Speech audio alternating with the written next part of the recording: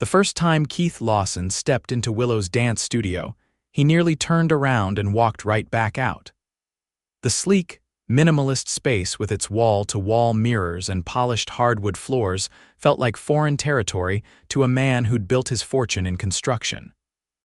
But the invitation to his sister's wedding had arrived with a note, "Please don't embarrass me by standing like a statue during the dancing," and here he was, 40 years old and about to take his first dance lesson. "You must be Mr. Lawson," a voice called from across the studio. "Right on time." Keith turned to see a woman approaching, her auburn hair pulled back in a practical ponytail, wearing simple black dance pants and a fitted top. Nothing flashy or sequin like he'd expected. "Keith," he corrected, extending his hand. "And you're?" "Winter Wright," she said, taking his hand with a firm grip. "Owner and head instructor." Her green eyes assessed him quickly, professionally, the way he might evaluate a building site. "Your assistant mentioned this is for your sister's wedding." 3 weeks from Saturday, Keith confirmed, shifting uncomfortably. "I know it's not much time." Winter's smile was warm but measured. "We'll make it work. Let's start with seeing what we're working with." She walked over to a sound system and pressed a button. A slow waltz filled the room. "Just move how you naturally would," she instructed. Keith stood frozen. "That's the problem, I don't," Winter laughed, not unkindly. "Everyone can dance, Mr. Lawson, some just haven't discovered how yet." She approached and positioned herself in front of him. "Place your right hand on my back, just below my shoulder blade. That's it. Now hold my right hand with your left." Her touch was light but assured as she guided his hands into position. Keith felt oddly vulnerable, more exposed than he did negotiating multi-million-dollar contracts. Now the waltz is simple, 3 steps. 1, 2, 3, 1, 2, 3. The man leads, that's you stepping forward with your left foot first. Keith looked down at their feet, concentrating hard. He stepped forward immediately onto Winter's toes. "Sorry," he muttered, stepping back quickly. "No harm done," Winter assured him. "Let's try again, but this time look at me, not your feet." That seems counterintuitive. Dancing isn't about watching your steps, it's about feeling them. Her eyes held his. "Trust me on this." For the next hour, Keith stumbled his way through basic waltz steps. Winter remained patient, never showing frustration when he stepped on her toes or lost count. By the end, he had managed a few complete circuits of the room without major incident. "Not bad for day one," Winter said as their session ended. "You're actually quite coordinated once you stop overthinking." Keith wiped his brow with a handkerchief. "That's generous. I felt like a bulldozer in a china shop." "Construction, right?" Winter asked, gathering her things. "My assistant mentioned that too." "No, your hands," Winter gestured. "They've done hard work. Different from most clients I get in here." Keith looked at his hands, large, with calluses that even years of executive work hadn't completely smoothed away.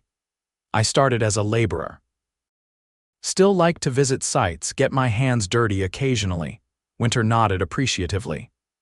"Well, Mr. Lawson, Keith," he corrected again. "Keith, same time Thursday, we'll build on what we learned today." As Keith drove his Range Rover back to his downtown penthouse, he found himself replaying the lesson in his mind.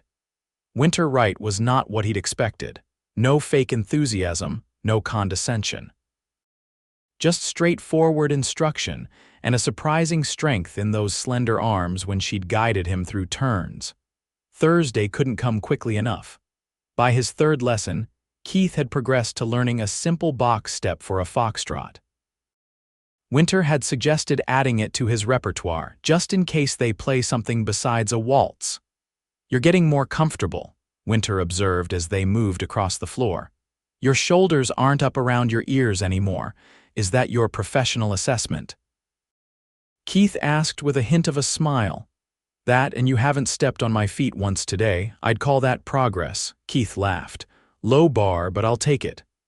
As they continued to practice, Keith found himself relaxing into the movement. There was something liberating about following a set pattern, about letting someone else lead for a change.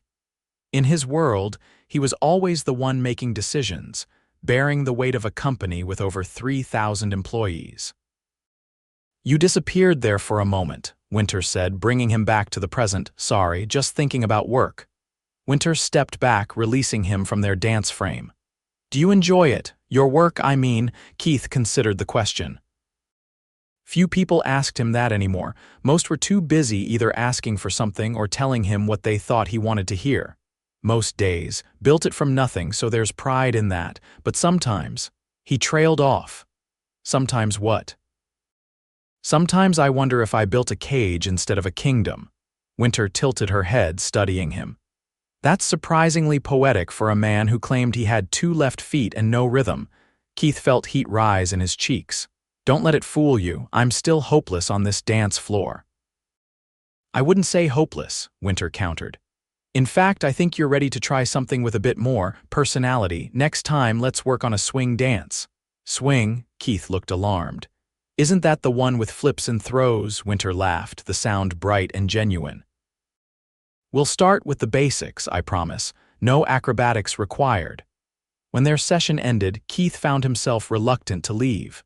Do you have many clients like me, middle-aged men with no dance experience? Winter began gathering her things. Some, mostly for weddings or anniversaries. Though few admit they can't dance as candidly as you did. Honesty saves time, Keith shrugged. A rare quality, Winter said with a small smile. See you Tuesday, Keith. As promised, their next session introduced swing dancing. The faster tempo and more playful style initially threw Keith off his newly gained confidence. I feel ridiculous, he admitted after a particularly clumsy attempt at a turn. Good, Winter replied unexpectedly. Good, dancing should make you feel something. Ridiculous is better than nothing. She repositioned his hands. Besides, swing is supposed to be fun. Stop taking it so seriously. I take everything seriously. It's how I built my company. Winter raised an eyebrow. And is that working for you here? Keith considered this. Point taken. Try this, Winter suggested. Forget about the steps for a moment. Just listen to the music. What does it make you want to do? Keith closed his eyes, focusing on the brassy jazz playing through the speakers. Despite himself, he found his foot tapping. There you go, Winter encouraged. That's the rhythm. Now let it move up through your body. With Winter's guidance, Keith gradually loosened up. By the end of the session, he was attempting simple turns and even laughing when he made mistakes. That's the first time I've heard you really laugh, Winter noted as they finished. Probably the first time I have in months, Keith admitted. My sister would be shocked. Why's that? Claire would tell you I've been all business since our parents died, taking over the family construction company, expanding it, becoming, he hesitated, a millionaire. Winter supplied with a knowing look. Keith looked embarrassed. You Googled me. Of course I did. I Google all my new clients, makes for better conversation if I know who I'm teaching. Winter's expression softened. But money doesn't tell me who you are, just what you've accomplished. Their eyes met for a moment longer than necessary before Winter glanced at the clock. We've gone over time. I have another client in 10 minutes. Keith checked his watch, surprised to find they'd been dancing for nearly 90 minutes. I didn't notice. That's actually the highest compliment you could give a dance instructor, Winter said, sounding genuinely pleased. Same time Thursday. Wouldn't miss it, Keith replied, surprised to find he meant it. That night, Keith found himself listening to swing music in his penthouse, attempting to practice the steps Winter had taught him. His cleaning lady had caught him mid-step and raised her eyebrows so high they nearly disappeared into her hairline. Wedding preparations, Mrs. Finch, he'd explained lamely. Over the next 2 weeks, Keith's dancing improved steadily. More surprising to him was how much he looked forward to the lessons, not just for the dancing but for the conversations with Winter. She had a way of asking questions that made him think, of challenging his perspective without making him defensive. He learned that she'd been dancing since childhood, had briefly pursued it professionally before an ankle injury redirected her path. The studio had been open for 5 years, and while it wasn't making her rich, it was profitable enough to support her comfortable if modest lifestyle. You never thought about corporate sponsorship? Keith asked during one session. There are plenty of companies that would fund a studio like this for the community goodwill. Winter executed a perfect turn under his arm before responding. I've been approached, always said no. Why's that? Because they always want something in return. Changes to my teaching philosophy, flashier performances, celebrity endorsements. That's not what this place is about. What is it about then? Keith asked, genuinely curious. Winter's expression grew thoughtful. Connection, finding joy in movement. Creating something beautiful with another person, even if it's just for a few minutes. The simplicity and sincerity of her answer struck Keith. When was the last time he'd done anything just for the joy of it? The wedding was now just a week away, and Keith had progressed far beyond what either of them had initially expected. He could competently perform a waltz, foxtrot, and basic swing dance. More importantly, he'd learned to feel the music, to be present in the movement rather than analyzing each step. I think we've accomplished our mission, Winter said at the end of what was supposed to be their final lesson. You'll do your sister proud, Keith nodded, aware of a disappointment settling in his chest. I suppose that's it then, Winter hesitated, unless you'd like to continue. Many students find they enjoy dancing once they get past the initial awkwardness. Would that be okay? I mean, you must have other clients waiting for your time, Winter smiled. I might be able to keep your slot open for a promising student. Keith felt a warmth spread through him that had nothing to do with the physical exertion of dancing. I'd like that. The wedding arrived on a perfect June day. Claire looked radiant, and Keith fulfilled his brotherly duties with unexpected grace. When the time came for dancing, he not only participated but actually enjoyed himself. Who are you and what have you done with my brother? Claire asked, after he'd confidently led her through their sibling dance. The Keith I know has avoided dance floors since his high school prom. Let's just say I had a good teacher, Keith replied. This teacher wouldn't happen to be the woman you keep checking your phone for, would she? Claire teased. Keith felt himself flush. I don't know what you're talking about. Sure you don't. Just like you haven't mentioned Winter says at least a dozen times since you arrived. Keith was saved from responding by the arrival of Claire's new husband, whisking her away for another dance. But his sister's words lingered. Had he really been that transparent? The following Tuesday, Keith arrived at the studio with an unusual feeling of nervousness. This would be their first lesson without the wedding as a reason, and he wasn't quite sure what that meant. Winter greeted him with her usual professional warmth, but something felt different. Perhaps it was knowing that he was here solely because he wanted to be.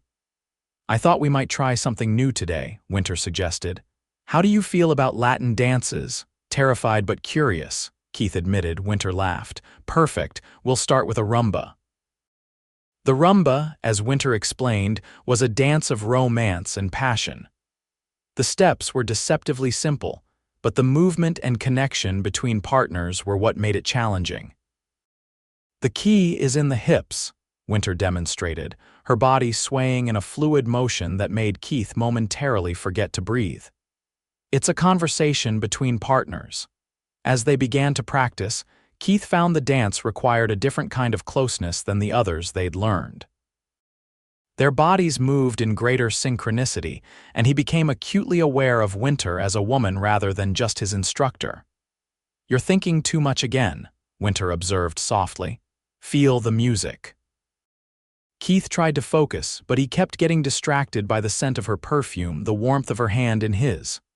Sorry, he apologized after missing a step for the third time. I'm a bit distracted today. Winter looked up at him, her expression questioning. The wedding went well. Yes, perfectly. Claire said I didn't embarrass her at all. High praise from a younger sister, Winter smiled. I'm glad, but something else is on your mind, Keith hesitated. In business, he never shied away from difficult conversations, but this was different territory entirely. I was wondering if you might consider having dinner with me, he said finally. Not as a student and teacher, but just as people. Winter's steps faltered slightly, the first break in her perfect composure he'd ever witnessed. Keith, if that's inappropriate, just say so. I completely understand professional boundaries. Winter stepped back, creating some distance between them. It's not that simple. I make it a policy not to date clients. I could find another dance instructor, Keith suggested, only half joking. That's not. Winter shook her head. You've become one of my favorite students. I don't want to jeopardize that. Keith nodded, accepting the gentle rejection with as much grace as he could muster. I understand. No harm in asking, right? They resumed their lesson, but the easy rhythm they'd established over the weeks felt disrupted. By the end, they had regained some of their previous rapport, but something had shifted. Same time Thursday, Keith asked as he prepared to leave, trying to sound casual. Winter nodded. See you then. But when Thursday came, Keith arrived to find another instructor waiting for him. Winter had a family emergency, the young woman explained. She asked me to cover your lesson. I'm Melody. Keith went through the motions of the lesson, but his heart wasn't in it. He wondered if the family emergency was simply an excuse to avoid an uncomfortable situation.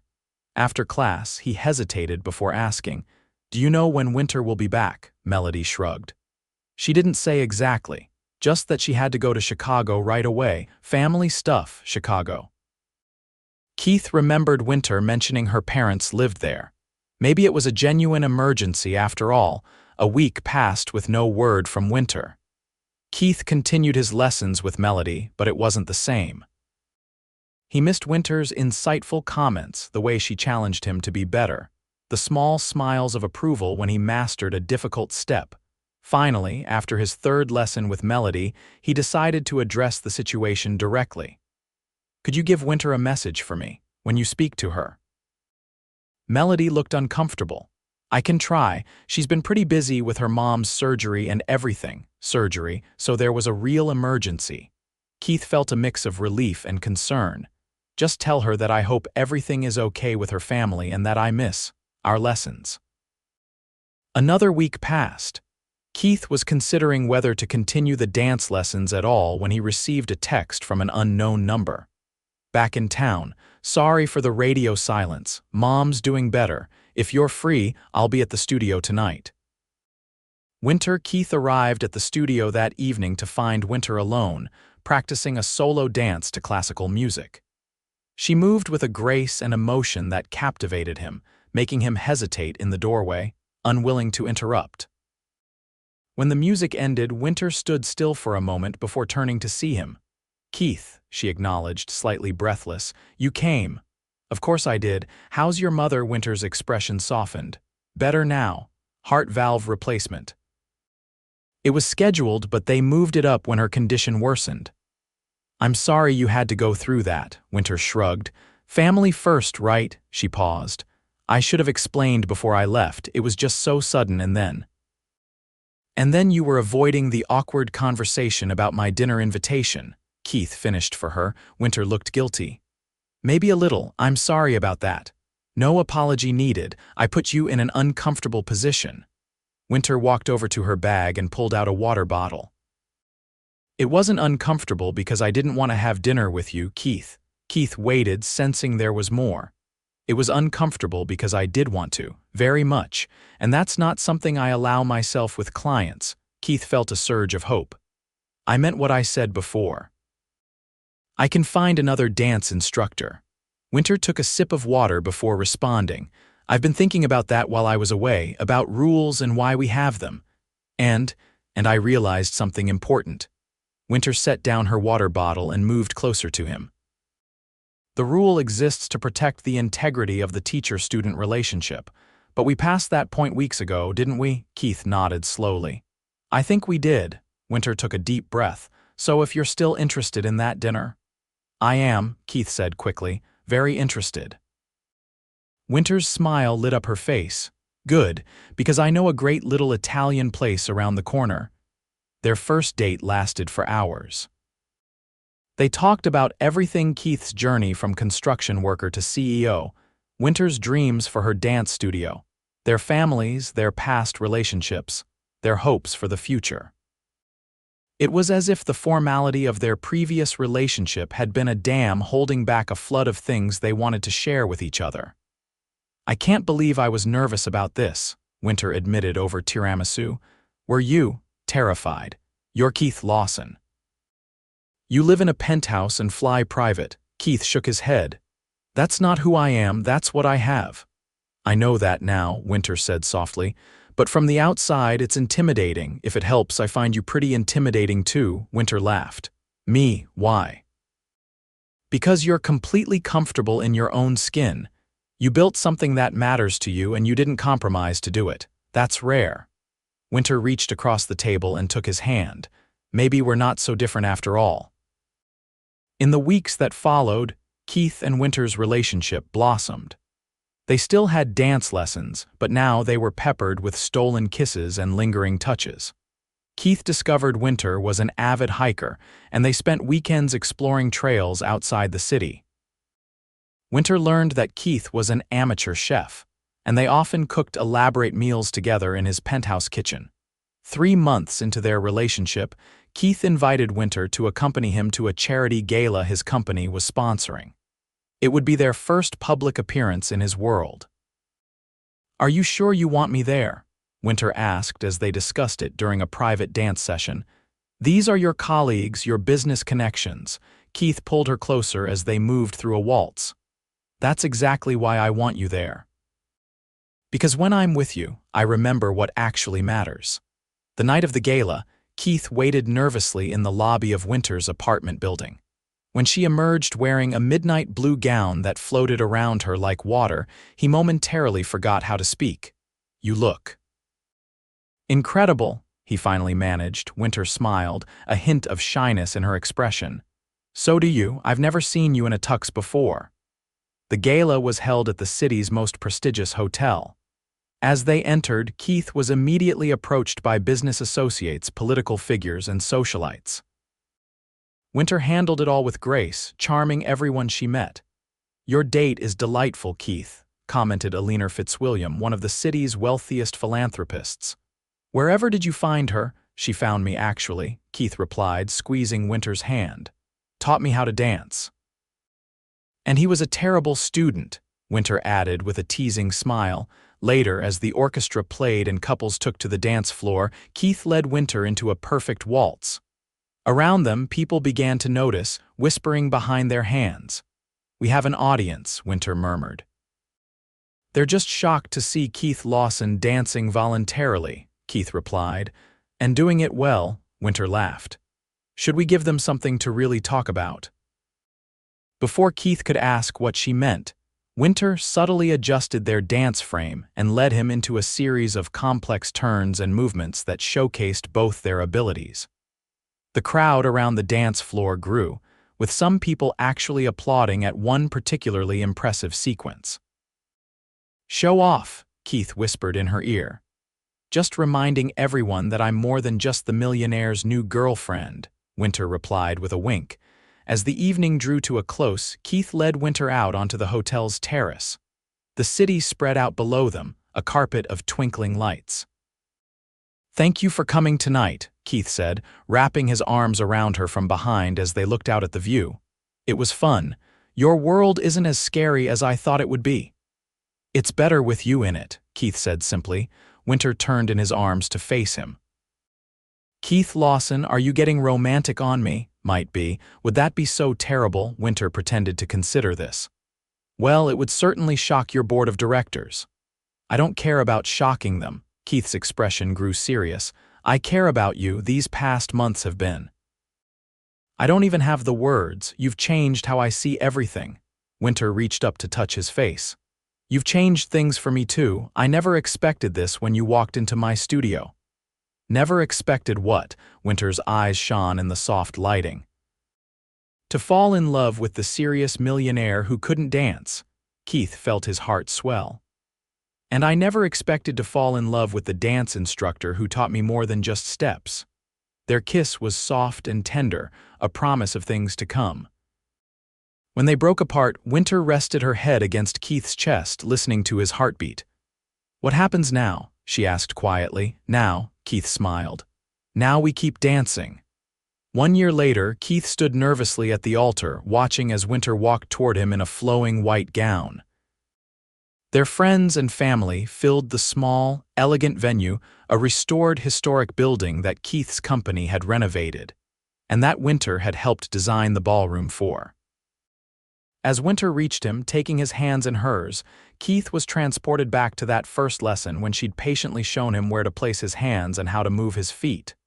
"Ready," she whispered. Keith smiled. "With you leading, always." They exchanged vows, promising to support each other's dreams, to challenge each other to grow, to find joy in the everyday moments.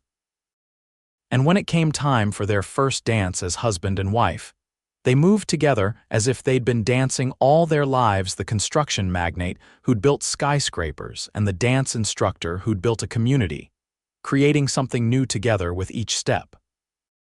As they spun around the floor, Winter leaned close to Keith's ear. "Not bad for a man with 2 left feet," Keith laughed, dipping her dramatically before pulling her back up into his arms. "I had an excellent teacher. And now you're stuck with her forever," Winter teased. "That was always the plan," Keith replied, his eyes full of love. "From the moment I stepped on your toes." As their guests joined them on the dance floor, Keith and Winter continued their dance, moving seamlessly together, partners in every sense of the word, creating their own rhythm in a world that had brought them together when neither was looking for love.